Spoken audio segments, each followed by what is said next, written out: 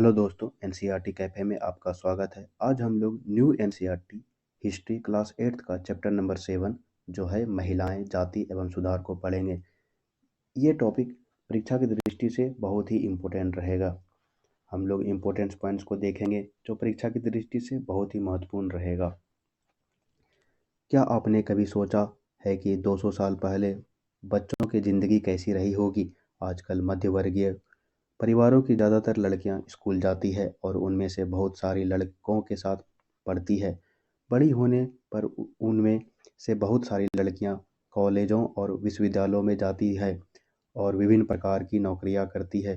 कानूनन शादी के लिए उनका बालिग होना जरूरी है और कानून के अनुसार वे किसी भी जाति और वह समुदाय के व्यक्ति से शादी कर सकती है। यहाँ तक कि विधवाएं भी दोबारा शादी कर सकती है। पुरुषों की तरह सभी महिलाएं वोट डाल सकती है और चुनाव लड़ सकती है।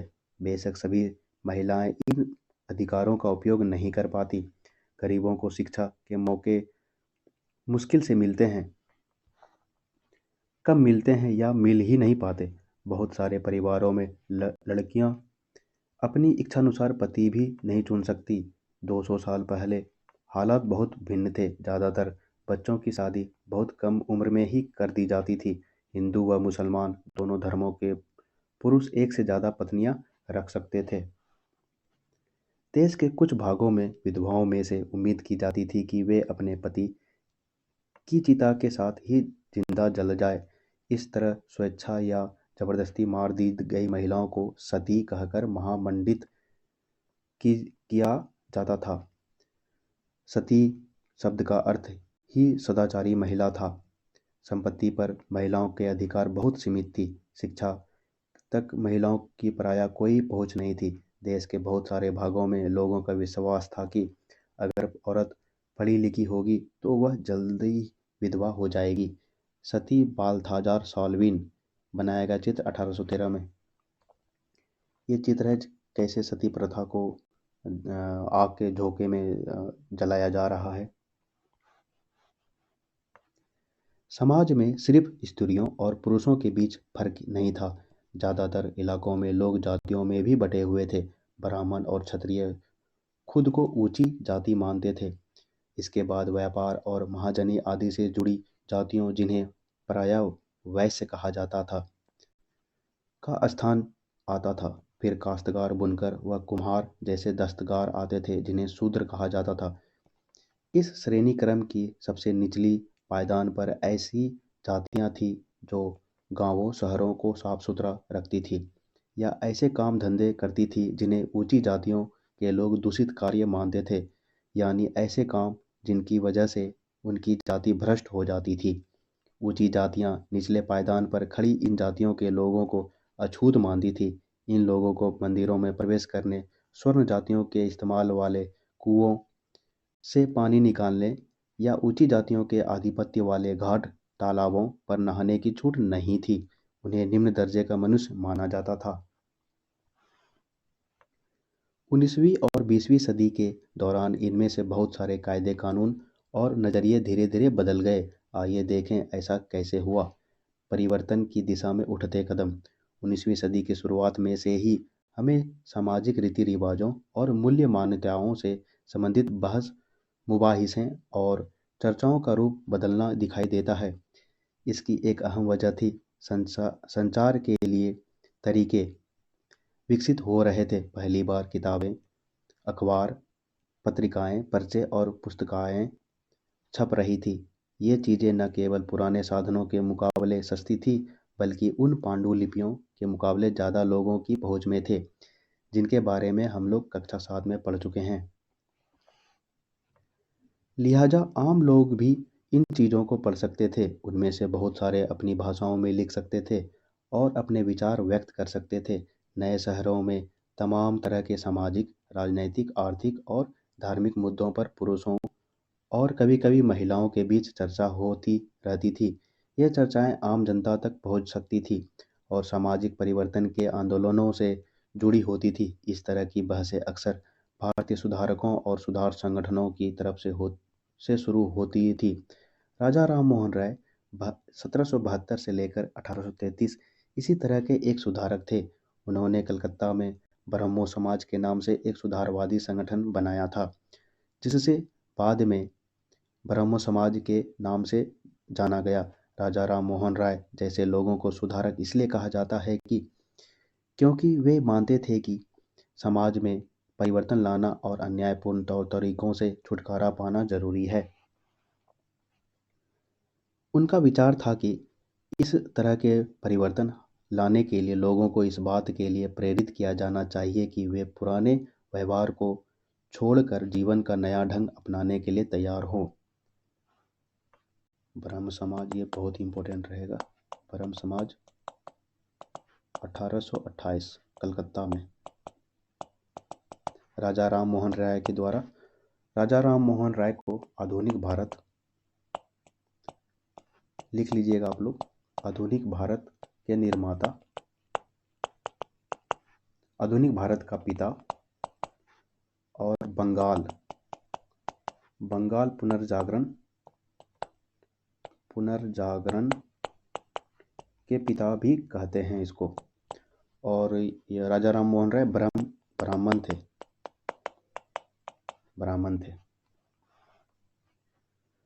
राजा राम मोहन राय देश में पश्चिमी शिक्षा का प्रचार करने और महिलाओं के लिए ज़्यादा स्वतंत्रता व समानता के पक्षधर थे। उन्होंने इस बारे में लिखा है कि किस तरह महिलाओं को जबरन घरेलू कामों से बांधकर रखा जाता था। उनकी दुनिया घर और रसोई तक ही सीमित कर दी जाती थी। उन्हें बाहर जाकर पढ़ने लिखने की इजाज़त नहीं दी जाती थी। राजा राम मोहन राय रेम्ब्रांड द्वारा बनाया गया चित्र। विधवाओं की जिंदगी में बदलाव लाने की कोशिश। राजा राम मोहन राय इस बात से दुखी थे कि विधवा औरतों को अपनी जिंदगी में भारी कष्टों का सामना करना पड़ता है। इसी बात को ध्यान में रखते हुए उन्होंने सती प्रथा के खिलाफ मुहिम छेड़ दी थी। राजा राम मोहन राय संस्कृत, फारसी तथा अन्य कई भारतीय एवं यूरोपीय भाषाओं के अच्छे ज्ञाता थे। उन्होंने अपने लेखन के जरिए यह सिद्ध करने का प्रयास किया गया कि प्राचीन ग्रंथों में विधवाओं को जलाने की अनुमति कहीं नहीं दी गई है, जैसा कि हमने अध्याय 6 में पढ़ा है। उन्होंने 19वीं सदी के प्रारंभिक तक बहुत सारे अंग्रेज अफसर भी भारतीय परंपराओं और रीति रिवाजों की आलोचना करने लगे थे। वे राजा राम मोहन राय के विचारों को सही मानते थे क्योंकि उनकी एक विद्वान व्यक्ति के रूप में प्रतिष्ठा थी। फलस्वरूप 1829 में सती प्रथा पर पाबंदी लगा दी गई। 1829 में सती प्रथा को पाबंदी। राजा राम मोहन राय और उस टाइम गवर्नर जनरल था तुम्हारा ये था ना विलियम बेंटिक के द्वारा। ये भी इम्पोर्टेंट पॉइंट है, बगल में लिख लीजिएगा। राजा राम मोहन राय ने इस अभियान के जरिए रणनीति को अपनाई। उसके बाद सुधारकों ने भी अपनाया। जब भी वे किसी हानिकारक प्रथा को चुनौती देना चाहते थे तो अक्सर प्राचीन धार्मिक ग्रंथों में से एक श्लोक या वाक्य ढूंढने का प्रयास करते थे जो उनकी सोच का समर्थन करते थे। इसके बाद वे दलील देते थे कि संबंधित वर्तमान रीति रिवाज प्रारंभिक परंपरा के खिलाफ हैं। ये आप देख सकते हैं किस तरह अपने पीठ में एक हुक की तरह लटकाए हुए हैं। कुंडों पर झूलने का त्यौहार है। आप लोग वीडियो रोक करके पढ़ सकते हैं। पहले हम उन्हें लड़कियों में बांध देते थे। ये भी आप लोग पढ़ लीजिएगा। उदाहरण के लिए प्रसिद्ध सुधारक ईश्वर चंद्र विद्यासागर ने भी विधवा विवाह के पक्ष में प्राचीन ग्रंथों का ही हवाला दिया था। अंग्रेज सरकार ने उनका यह सुझाव मान लिया। 1856 में विधवा विवाह के पक्ष में एक कानून पारित कर दिया जो विधवाओं के विवाह का विरोध करते थे। उन्होंने विद्यासागर का भी विरोध किया, यहाँ तक कि उनका बहिष्कार भी कर दिया। 1856 में जब विधवा विवाह कानून पास हुआ तो उस टाइम डलहौजी का शासन था। डलहौजी 1748 टू 1848 टू 1856 ना 1848 1848 टू 1856 में डलहौजी का शासन था। उसी टाइम ये तुम्हारा विधवा विवाह का कानून पास हुआ था। 19वीं सदी के उत्तरार्ध तक विधवा विवाह के पक्ष में चलाया जा रहा आंदोलन देश के अन्य भागों में भी फैल गया था। मद्रास प्रेसिडेंसी के तेलुगु भाषी इलाकों में वीरेश लिंगम पंतुलु ने विधवा विवाह के समर्थन में एक संगठन बनाया था। लगभग उसी समय बम्बई में युवा बुद्धिजीवियों और सुधारकों ने भी विधवा विवाह के प्रचार प्रसार का संकल्प लिया। उत्तर में आर्य समाज की स्थापना करने वाले स्वामी दयानंद सरस्वती ने भी विधवा विवाह का समर्थन किया। ये हो गया मद्रास प्रेसिडेंसी वाला तेलुगु। वीरेश लिंगम पंतुलु यहाँ से इम्पोर्टेंट है। आर्य समाज 1875। इसके बावजूद विवाह करने वाली विधवा महिलाओं की संख्या काफ़ी कम थी। विवाह करने वाली विधवाओं को समाज में आसानी से स्वीकार नहीं किया जाता था। इस तरह रूढ़िवादी तबके इस नए कानून का विरोध करते रहे। स्वामी दयानंद सरस्वती ने 1875 में आर्य समाज की स्थापना की थी। आर्य समाज ने हिंदू धर्म को सुधारने का प्रयास कर रहा था। 1875 दयानंद सरस्वती बम्बई। इसी का एक शाखा 1877 में लाहौर, ये लिख लीजिएगा, लाहौर में लड़कियां स्कूल जाने लगती है। बहुत सारे सुधारकों को लगता था कि महिलाओं की दशा सुधारने के लिए लड़कियों को शिक्षित करना जरूरी है। कलकत्ता में विद्यासागर और बम्बई में बहुत सारे अन्य सुधारकों ने लड़कियों के लिए स्कूल खोले। 19वीं सदी के मध्य में जब इस तरह के प्रारंभिक स्कूल खुले तो बहुत सारे लोग उनसे डरते थे। लोगों को भय था कि स्कूल वाले लड़कियों को घर से निकाल ले जाएंगे, उन्हें घरेलू कामकाज नहीं करने देंगे। स्कूल जाने के लिए लड़कियों को सार्वजनिक स्थानों से गुजर कर जाना पड़ता था। बहुत सारे लोगों को लगता था कि इससे लड़कियां बिगड़ जाएंगी। उनकी मान्यता थी कि लड़कियों को सार्वजनिक स्थानों से दूर रहना चाहिए। फलस्वरूप 19वीं सदी में पढ़ने निकलने वाली ज़्यादातर महिलाओं को उनके उदार विचारों वाले पिता या पति को देखरेख में घर पर ही पढ़ाया जाता रहा। कई महिलाओं ने बिना किसी की मदद के लिए खुद ही पढ़ना लिखना सीखा। क्या आपको याद है कि पिछले साल की सामाजिक एवं राजनीतिक जीवन पुस्तक में आपने रास सुंदरी देवी के बारे में पढ़ा था? वे ऐसी महिलाओं में से थी जिन्होंने रात में दिए की टिमटिमाती लौ में चोरी छुपे ही लिखना पढ़ना सीखा था। ये तुम्हारा हो गया रास सुंदरी देवी, ये इम्पोर्टेंट है। ईश्वर चंद्र विद्यासागर 1856। 19वीं सदी के आखिरी हिस्से में आर्य समाज द्वारा पंजाब में और ज्योतिराव फुले द्वारा महाराष्ट्र में लड़कियों के लिए स्कूल खोले गए। उत्तर भारत के कुलीन मुस्लिम परिवारों की महिलाएं अरबी में कुरान शरीफ पढ़ना सीखने लगी। उन्हें घर पर ही पढ़ाने के लिए शिक्षाएं रखी जाती थी। इस स्थिति को देखते हुए मुमताज अली जैसे कुछ सुधारकों ने कुरान शरीफ की आयतों का हवाला देकर कहा कि महिलाओं को भी शिक्षा का अधिकार मिलना चाहिए। 19वीं सदी के आखिरी से ही उर्दू में उपन्यासों का सिलसिला शुरू हुआ। इन उपन्यासों में महिलाओं को इस बात के लिए प्रोत्साहित किया जाता था कि वे धर्म और घरेलू साज संभाल के बारे में पढ़ें। ये हिंदू विश्वविद्यालय 1875 पढ़ सकते हैं इसको। महिलाओं के बारे में महिलाएं लिखने लगी। 20वीं सदी की शुरुआत से ही बहुत सारी मुस्लिम महिलाओं ने महिला शिक्षा को बढ़ावा देने के लिए अहम भूमिका अदा की। जैसे भोपाल की बेगमों ने अलीगढ़ में लड़कियों के लिए प्राथमिक स्कूल खोला। बेगम रुकैया सखावत हुसैन भी इस दौर की एक प्रभावशाली महिला थी जिन्होंने कलकत्ता और पटना में मुस्लिम लड़कियों के लिए स्कूल खोले। वह रूढ़िवादी विचारों की कटु आलोचक थी। उनका मानना था कि प्रत्येक धर्म के धार्मिक नेताओं ने औरतों को निचले दर्जे में रखा है। पटना और कलकत्ता। कलकत्ता में कौन थी वो? बेगम रुकैया सखावत। बेगम रुकैया रुकैया हुसैन। मुस्लिम महिला कॉलेज खुली थी। 1880 के दशक तक आते आते भारतीय महिलाएं विश्वविद्यालयों में प्रवेश कर लेने लगी थी। उनमें से कुछ चिकित्सक और कुछ शिक्षिका बन गई। बहुत सारी महिलाएं लिखने लगी और उन्होंने समाज में महिलाओं की स्थिति पर अपने आलोचनात्मक विचार प्रकाशित किए। पूना पूना में घर पर रहकर शिक्षा प्राप्त करने वाली ताराबाई शिंदे ने स्त्री पुरुष तुलना नाम से एक किताब प्रकाशित की, जिसमें पुरुषों और महिलाओं के बीच मौजूद सामाजिक फर्कों की आलोचना की थी। पंडिता रमाबाई ताराबाई शिंदे ताराबाई शिंदे ये इंपॉर्टेंट है। संस्कृत की महान विद्वान पंडिता रमाबाई का मानना था कि हिंदू धर्म महिलाओं का दमन कर रहा है। उन्होंने ऊंची जातियों की हिंदू महिलाओं की दुर्दशा पर एक किताब भी लिखी थी। उन्होंने पूना में एक विधवा गिरी की स्थापना की,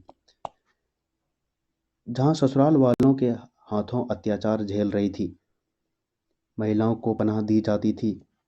वहां महिलाओं को ऐसी चीज़ें सिखाई जाती थी जिनके सहारे वे अपनी रोजी रोटी चला सके। जाहिर है कि इन सब बातों से रूढ़िवादी खेमे के लोग काफ़ी आग बबूला हुए। उदाहरण के लिए बहुत सारे हिंदू राष्ट्रवादियों ने को लगने लगा था कि हिंदू महिलाएं पश्चिमी तौर तरीके अपना रही है, जिससे हिंदू संस्कृति भ्रष्ट हो होगी और पारिवारिक संस्कार नष्ट हो जाएंगे। रूढ़िवादी मुसलमान भी इन बदलावों के नतीजों को लेकर चिंतित थे। जब औरत का पति मर जाता है, ये स्त्री पुरुष तुलना ताराबाई शिंदे ने लिखा है।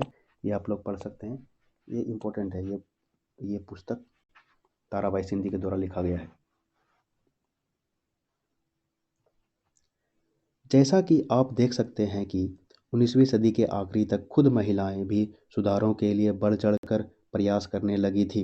उन्होंने किताबें लिखी, पत्रिकाएं निकाली, स्कूल और प्रशिक्षण केंद्र खोले तथा महिलाओं को संगठित किया। 20वीं सदी की शुरुआत में से ही महिलाओं को मताधिकार, बेहतर स्वास्थ्य सुविधाएं और शिक्षा के अधिकार के बारे में कानून बनवाने के लिए राजनीतिक दबाव समूह बनाने लगी।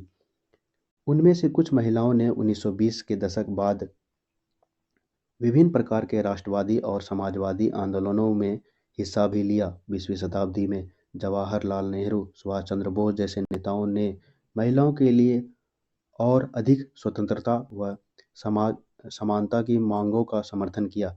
राष्ट्रीय नेताओं ने आश्वासन दिया कि स्वतंत्रता मिलने पर सभी पुरुषों व महिलाओं को वोट डालने का अधिकार दिया जाएगा। स्वतंत्रता मिलने के बाद महिलाओं को वोट दिया जाएगा, डालने का अधिकार दिया जाएगा। ये किसने कहा? ये आपका जवाहरलाल नेहरू और सुभाष चंद्र बोस के द्वारा। परंतु उनका आह्वान था कि जब तक स्वतंत्रता नहीं मिल जाती, तब तक महिलाओं को अंग्रेज राज विरोधी संघर्ष में ही जोर लगाना चाहिए।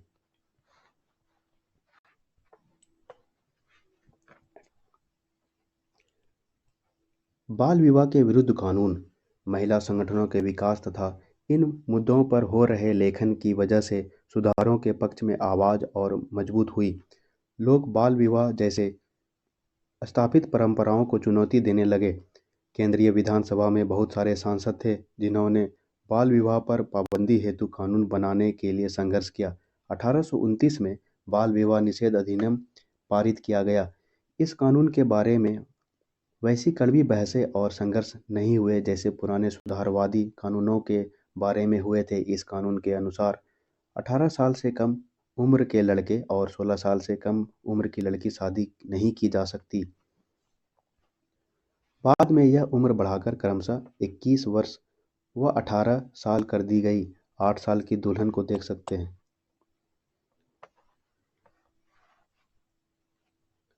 तो ये तुम्हारा हो गया बाल विवाह। बाल विवाह लिख लीजिएगा। बाल विवाह एक्ट हो गया 1929। उस टाइम किसका कार्यकाल था? लॉर्ड इरविन का कार्यकाल था। इरविन का कार्यकाल था। जाति और समाज सुधार। हमने अभी जिन समाज सुधारों का जिक्र किया है उनमें से कई जातीय गैर बराबरी के विरोधी थे। राजा राम मोहन राय ने जाति व्यवस्था की आलोचना करने वाले एक पुराने बौद्ध ग्रंथ का अनुवाद किया। प्रार्थना समाज भक्ति परंपरा का समर्थन था, जिसमें सभी जातियों की आध्यात्मिक समानता पर जोर दिया गया। जाति उन्मूलन के लिए काम करने के लिए बंबई में 1840 में परमहंस मंडली का गठन किया। परमहंस मंडली 1840 में।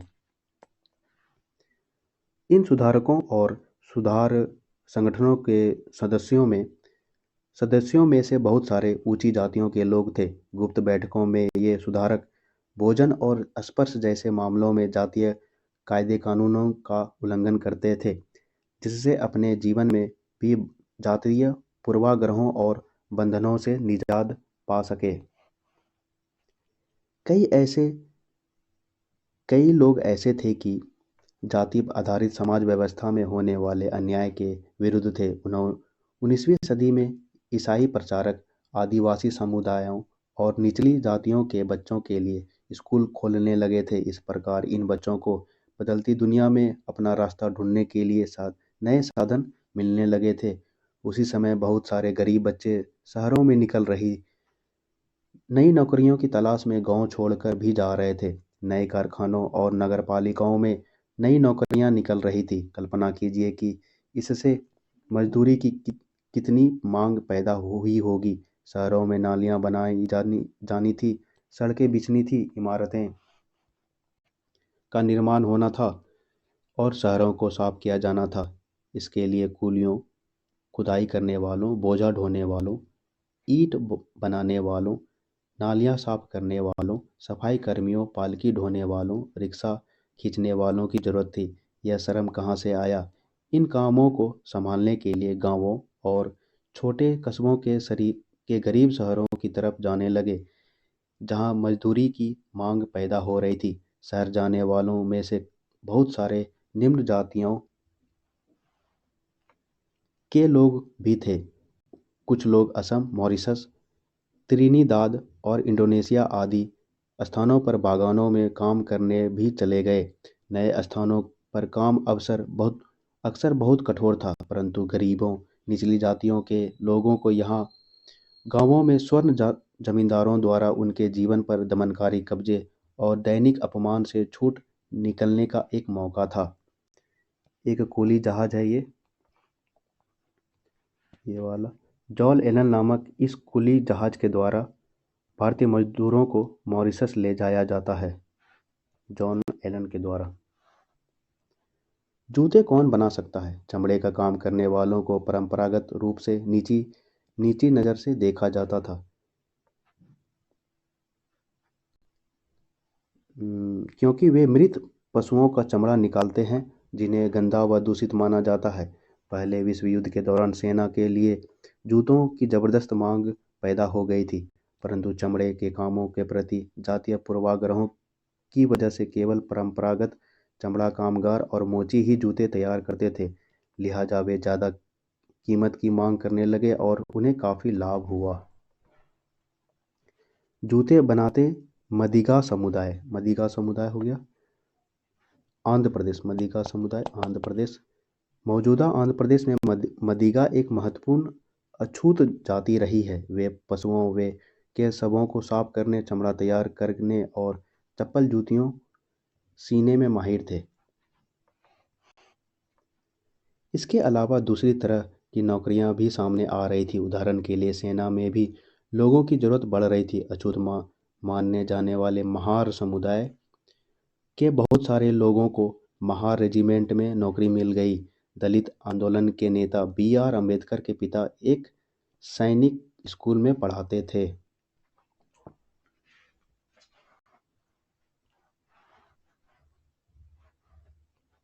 गुजरात में दुबला समुदाय के लोग बाजार के लिए आम ढोकर ले जा रहे हैं। दुबला मजदूर स्वर्ण जमींदारों के पास मजदूरी करते थे।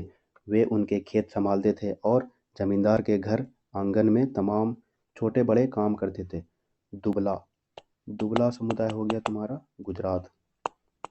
ये सब बगल में लिख लीजिएगा। समानता और न्याय की मांग। 19वीं सदी के दूसरे हिस्से पॉइंट्स रह गया, एक बार मैं देखता हूँ। बी आर अम्बेडकर जन्म हुआ था तुम्हारा 14 अप्रैल, इसको लिख लीजिएगा, 14 अप्रैल 1891। ये था तुम्हारा महार जाति के थे वो। कहाँ? मऊ मध्य प्रदेश में। दादा और पिता दोनों ब्रिटिश आर्मी में थे।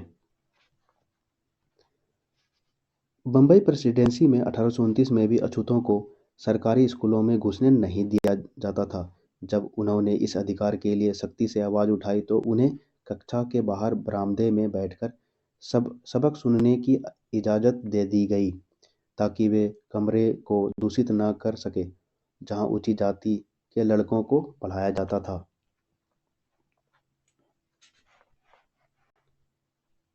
अब हम लोग यहाँ से पढ़ेंगे समानता और न्याय की मांग। 19वीं सदी के दूसरे हिस्से तक गैर ब्राह्मण जातियों के भीतर से भी लोग जातीय भेदभाव के खिलाफ आवाज़ उठाने लगे थे। उन्होंने सामाजिक समानता और न्याय की मांग करते हुए आंदोलन शुरू कर दिए थे। मध्य भारत में सतनाती आंदोलन की शुरुआत घासीदास ने की थी, जिन्होंने चमड़े का काम करने वालों की संगठित किया और उनकी सामाजिक स्थिति में सुधार के लिए आंदोलन छेड़ दिया। पूर्वी बंगाल में हरिदास ठाकुर में मतुआ पंथ में चंडाल काश्तकारों के बीच काम किया। हरिदास ने जाति व्यवस्था को सही ठहराने वाले ब्राह्मणवादी ग्रंथों पर सवाल उठाया, जिसे आज केरल कहा जाता है। वहाँ एझावा जाति के श्री नारायण गुरु ने अपने लोगों के बीच एकता का आदर्श रखा। उन्होंने जातिगत भिन्नता के आधार पर लोगों के बीच भेदभाव करने का विरोध किया। उनके अनुसार सारी मानवता एक ही जाति है। उनका एक महत्वपूर्ण कथन है, ओरु जाति ओरु मतम ओरु दैवम मनुष्यानु। मानवता की एक जाति, एक धर्म, एक ईश्वर। ये बहुत ही इम्पोर्टेंट है। किसके द्वारा बोला गया था? नारायण गुरु के द्वारा बोला गया था। और है सतनामी आंदोलन घासीदास कहाँ? मध्य भारत में। किसके लिए? चमड़े के काम के लिए आंदोलन लिख लीजिएगा बगल में, यहाँ से क्वेश्चन बनेगा। हरिदास ठाकुर बंगाल में किसके लिए? चांडाल काश्तकार। ठीक है, ये श्री नारायण गुरु। इन सभी पंथों की स्थापना ऐसे लोगों ने की थी जो गैर ब्राह्मण जातियों में से थे और उनके बीच ही काम करते थे। उन्होंने उन आदतों और तौर तरीकों को बदलने का प्रयास किया जो प्रभुत्वशाली जातियों का अपमान करने के लिए उकसाती थी। उन्होंने अधीनस्थ जातियों में स्वाभिमान का भाव पैदा करने का प्रयास किया। गुलामगिरी। निम्न जाति नेताओं में ज्योतिराव फुले सबसे मुखर नेताओं में से थे। 1827 में जन्मे ज्योतिराव फुले ने ईसाई प्रचारकों द्वारा खोले गए स्कूलों में शिक्षा पाई थी। बड़े होने पर उन्होंने जाति आधारित समाज में फैले अन्याय के बारे में अपने विचार व्यक्त किए। उन्होंने ब्राह्मणों के इस दावे पर खुलकर हमला बोला कि आर्य होने का कारण वे औरों से श्रेष्ठ है। फूले का तर्क था कि आर्य विदेशी थे जो उपमहाद्वीप के बाहर से आए थे और उन्होंने इस मिट्टी के असली वारिसों आर्यों के आने से पहले यहाँ रह रहे मूल निवासियों को हराकर उन्हें गुलाम बना लिया था। जब आर्यों ने अपना प्रभुत्व स्थापित कर लिया तो वे पराजित जनता को नीच निम्न जाति मानने लगे। फूले के अनुसार ऊंची जातियों का उनकी जमीन और सत्ता पर कोई अधिकार नहीं है। यह धरती यहाँ के देसी लोगों की कथित निम्न जाति लोगों की है। ज्योतिराव फूले ने दावा किया कि आर्यों के शासन से पहले यहाँ स्वर्ण युग था। तब योद्धा किसान जमीन जोतते थे और मराठा देहात पर न्याय संगत और निष्पक्ष तरीके से शासन करते थे। उन्होंने सुझाव दिया कि शूद्रों, श्रमिक जाति और अति शूद्रों अछूत को जातीय भेदभाव खत्म करने के लिए संगठित होना चाहिए। फूले द्वारा स्थापित किए गए सत्य शोधक समाज नामक संगठन ने जातीय समानता के समर्थन में मुहिम चलाई। कब? 1873 में। ज्योतिराव फुले। ज्योतिराव फुले। एक और इसका रचना है तुम्हारा गुलामगिरी। ये हमेशा पूछा जाता है एग्जाम में, आप लोग लिख लीजिएगा बगल में। मैं यहाँ और तुम वहाँ, ये आप लोग पढ़ लीजिएगा वीडियो को रोक करके। 1873 में फुले ने गुलामगिरी गुलामी नामक एक किताब लिखी। इससे लगभग 10 साल पहले अमेरिकी युद्ध हो चुका था, जिसके फलस्वरूप अमेरिका में दास प्रथा खत्म कर दी गई। फुले ने यह पुस्तक उन सभी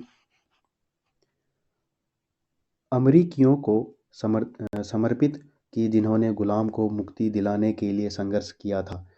इस तरह उन्होंने भारत की निम्न जातियों और अमेरिका के काले गुलामों की दुर्दशा को एक दूसरे से जोड़ दिया। जैसा कि इस उदाहरण से पता चलता है कि फूले ने जाति व्यवस्था की अपनी आलोचना को सभी प्रकार की गैर बराबरी से जोड़ दिया था। वह उच्च जाति महिलाओं की दुर्दशा, मजदूरों की मुसीबतों और निम्न जातियों के अपमानपूर्ण हालात के बारे में गहरे तौर पर चिंतित थे। जाति सुधार का यह आंदोलन 20वीं सदी में भी पश्चिमी भारत में B.R. अम्बेडकर और दक्षिण में E.V. रामास्वामी नायकर जैसे महान दलित नेताओं के नेतृत्व में चलता रहा। हम भी इंसान हैं, ये B.R. अम्बेडकर का कथन है। 1927 में अम्बेडकर ने कहा था, अब हम सिर्फ ये साबित करने के लिए तालाब पर जाना चाहते हैं कि औरों की तरह हम भी इंसान हैं। हिंदू समाज का दो मुख्य सिद्धांतों समानता और जातिवाद की समाप्ति पर पुनर्गठन किया जाना चाहिए।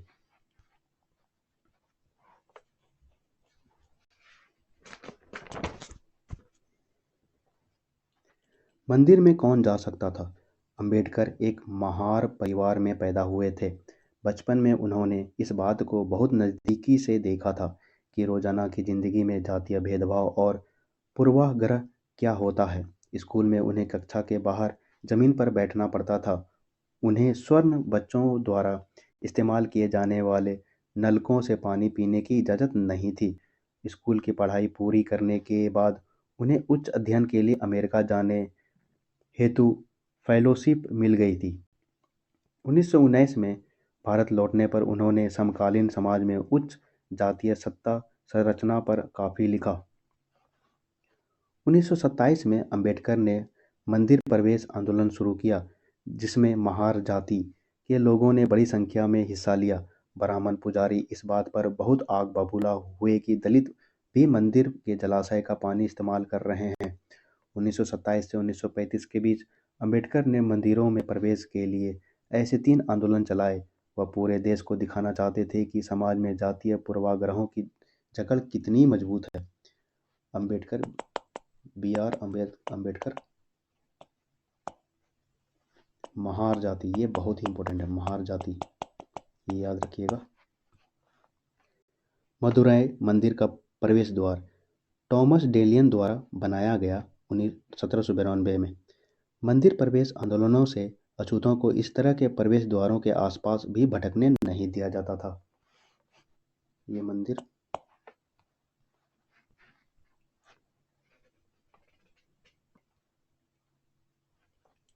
गैर ब्राह्मण आंदोलन 20वीं सदी के आरंभ में गैर ब्राह्मण आंदोलन शुरू हुआ। यह प्रयास उन गैर ब्राह्मण जातियों का था जिन्हें शिक्षा, धन और प्रभाव हासिल हो चुका था। उनका तर्क था कि ब्राह्मण को उत्तर से आए उन आर्य आक्रमणकारियों के वंशज हैं, जिन्होंने यहाँ के मूल निवासियों, देसी दड़वीर नस्लों को हराकर दक्षिणी भूभाग पर विजय हासिल की थी। उन्होंने सत्ता पर ब्राह्मणवादी दावे को भी चुनौती दी। दड़वीर समाज कहाँ? साउथ साइड में ज़्यादा पाया जाता है। पेरियार के नाम से प्रसिद्ध E.V. रामास्वामी नायकर एक मध्यवर्गीय परिवार में पले बड़े थे। अपने प्रारंभिक जीवन में वे सन्यासी थे और उन्होंने संस्कृत शास्त्रों का गंभीरता से अध्ययन किया था। बाद में वे कांग्रेस के सदस्य बने, परंतु जब उन्होंने राष्ट्रवादियों द्वारा आयोजित की गई एक दावत में देखा कि वहां बैठने के लिए जातियों के हिसाब से अलग-अलग इंतजाम किया हुआ था, तो उन्होंने हताश होकर पार्टी छोड़ दी। इस दावत में निम्न जातियों और उच्च जातियों के लिए अलग-अलग बैठने का इंतजाम किया गया था। पेरियार भी सम पेरियार की समझ में आ चुका था कि अछूतों को अपने स्वाभिमान के लिए खुद लड़ना होगा। इसी बात को ध्यान में रखते हुए उन्होंने स्वाभिमान आंदोलन शुरू किया। उनका कहना था कि मूल तमिल और द्रविड़ संस्कृति के असली वाहक अछूत ही हैं, जिन्हें ब्राह्मण ने अपने अधीन कर लिया है। उनका मानना था कि सभी धार्मिक नेता और मुखिया सामाजिक विभाजनों और असमानता को ईश्वर प्रदत्त मानते हैं, इसलिए सामाजिक समानता के लिए सभी धर्मों से अछूतों को खुद मुक्ति पानी होगी। पेरियार हिंदू वेद पुराणों के कट्टर आलोचक थे, खासतौर से मनु द्वारा रचित संहिता, भगवद गीता और रामायण के वे कटु आलोचक थे। उनका मानना था कि ब्राह्मण के निचली जातियों पर अपनी सत्ता तथा महिलाओं पर पुरुषों का प्रभुत्व स्थापित करने के लिए इन पुस्तकों का सहारा लिया गया है। ये दलीलें लोगों को सहज रास नहीं आई। निम्न जातियों नेताओं के भाषणों, विचारपूर्ण लेखन और आंदोलनों से उच्च जाति राष्ट्रवादी नेताओं के बीच कुछ आत्ममंथन और आत्म आत्मालोचना की प्रक्रिया शुरू की गई, परंतु रूढ़िवादी हिंदू समाज ने उत्तर में सनातन धर्म सभाओं का तथा भारत धर्म महामंडल और बंगाल में ब्राह्मण सभा जैसे संगठनों के जरिए इन रुझानों का सख्ती से विरोध किया। इन संगठनों का मकसद था कि हिंदू धर्म में जातीय ऊंच नीच जो महत्व दिया जाता है, उस पर कोई आंच न आए। वे साबित करना चाहते थे कि इस बात को धार्मिक ग्रंथों में भी मान्यता मिली हुई है। औपनिवेशिक काल के बाद भी जाति के सवाल पर बहस और संघर्ष चलते रहे और आज भी जारी है। महिलाओं के बारे में पेरियार है यहाँ पर, ये है तुम्हारा, हाँ ये है रामास्वामी अय्यर नायकार है तुम्हारा। कौन सा आंदोलन था तुम्हारा? क्या था ये तुम्हारा? ये कौन सा आंदोलन किए थे? कमेंट बॉक्स में आप बता सकते हैं। महिलाओं के बारे में पेरियार ने लिखा है, ये आप वीडियो रोक करके पढ़ सकते हैं। स्वाभिमान था ना, स्वाभिमान आंदोलन तमिलनाडु का था। सुधारों के लिए संगठित होना। ब्रह्म समाज की स्थापना 1830 में नहीं था, 1828 कलकत्ता, राजा राम मोहन राय के द्वारा। यह संस्था सभी प्रकार की मूर्ति पूजा और बलि के विरुद्ध थी और इसके अनुयायी उपनिषदों में विश्वास रखते थे। इसके सदस्यों को अनेक अन्य धार्मिक प्रथाओं या परंपराओं की आलोचना करने का अधिकार नहीं था। ब्रह्म समाज ने विभिन्न धर्मों के आदर्शों, खासतौर से हिंदुत्व और ईसाई धर्म के विचारों की आलोचनात्मक व्याख्या करते हुए उनके नकारात्मक और सकारात्मक पहलुओं पर प्रकाश डाला है। केशव चंद्र सेन था तुम्हारा, इसने किया था भारतीय ब्रह्म समाज। केशव चंद्र सेन, अरे यार क्या हो गया, भारतीय ब्रह्म समाज 1866 में 2 भाग हो गया था इसका। एक था भारतीय ब्रह्म समाज केशव चंद्र सेन के द्वारा, और एक था आदि ब्रह्म समाज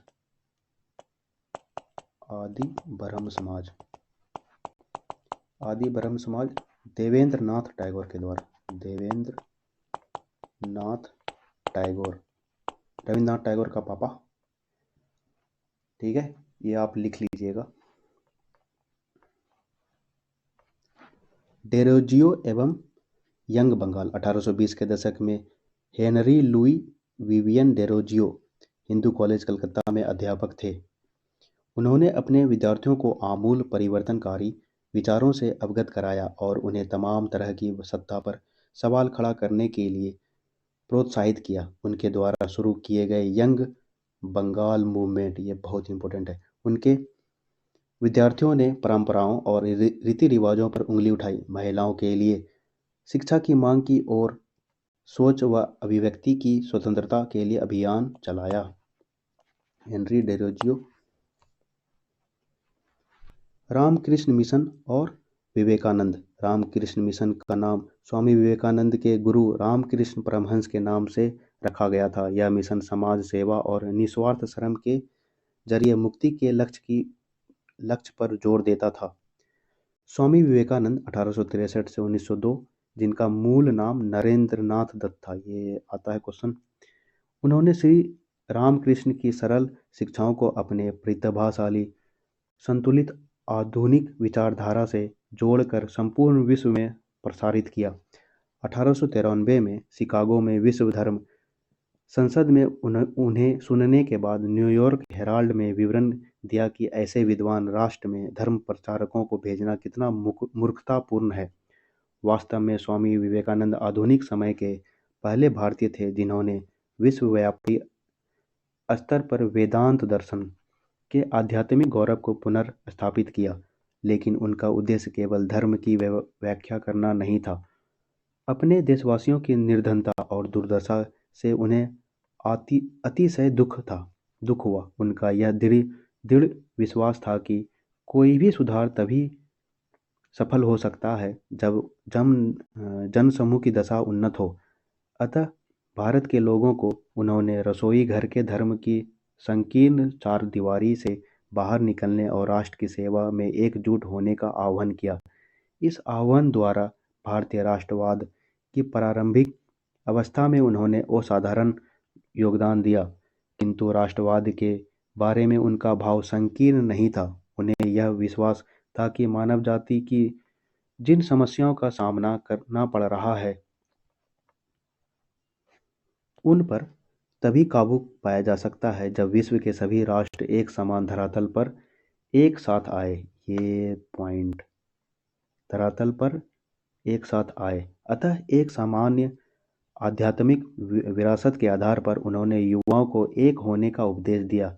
इस उद्बोधन में वह वास्तव में नई विचारधारा के प्रतीक और भविष्य के लिए एक महान शक्ति का स्रोत बन गया। रामकृष्ण मिशन। रामकृष्ण मिशन की स्थापना 1897 में स्वामी विवेकानंद के द्वारा किया गया था। प्रार्थना समाज। 1867 में बंबई में स्थापित प्रार्थना समाज ने जातीय बंधनों को खत्म करने और बाल विवाह के उन्मूलन के प्रयास किया। प्रार्थना समाज ने महिलाओं की शिक्षा को प्रोत्साहित किया और विवाह पर लगी पाबंदी के खिलाफ आवाज उठाई। उसकी धार्मिक बैठकों में हिंदू, बौद्ध और ईसाई ग्रंथों पर विचार विमर्श किया जाता था। किसके द्वारा? आत्माराम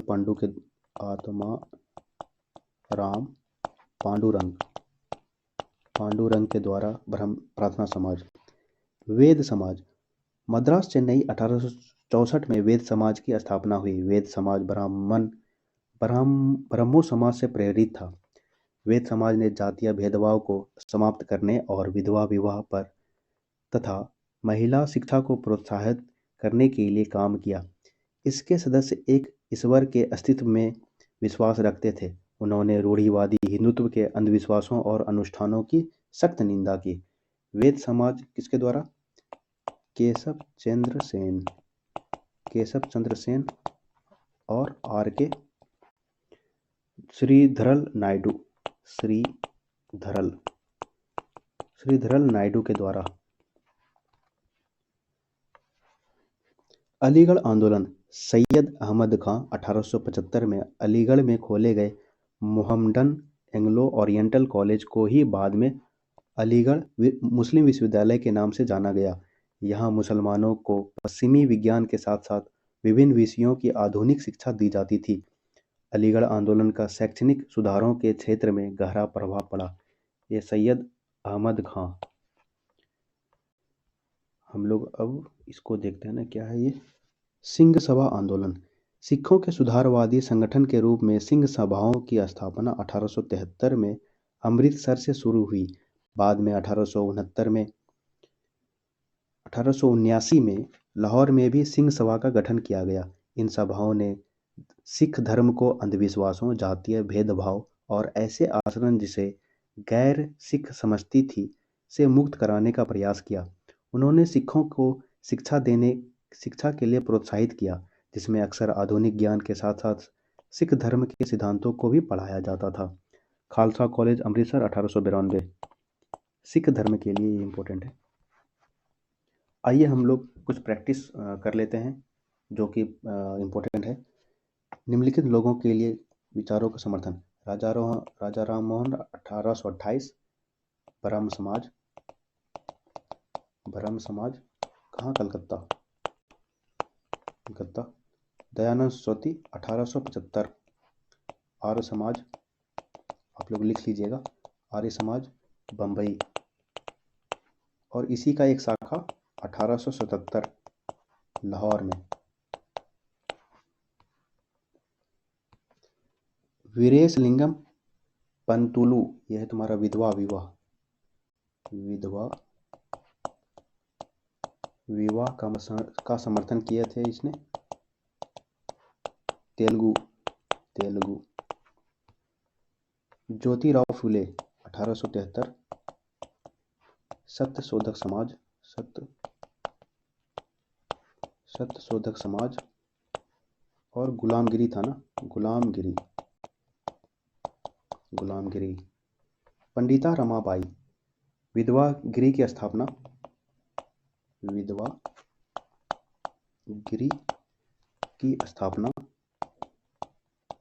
कहाँ? पुणे में। पेरियार था तुम्हारा स्वाभिमान योजना ना, स्वाभिमान आंदोलन तमिलनाडु का था। मुमताज अली, महिलाओं को शिक्षा